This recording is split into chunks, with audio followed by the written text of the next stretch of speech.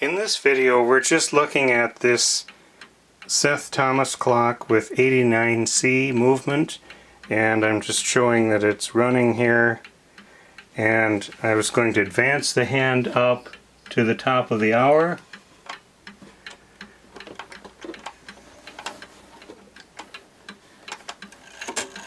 Which is 9 o'clock.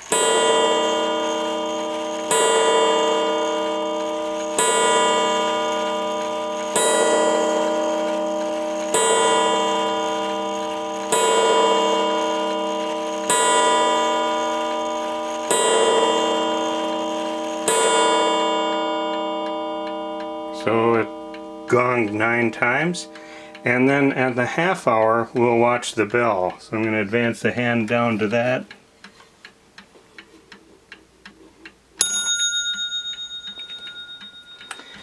And that's what it does.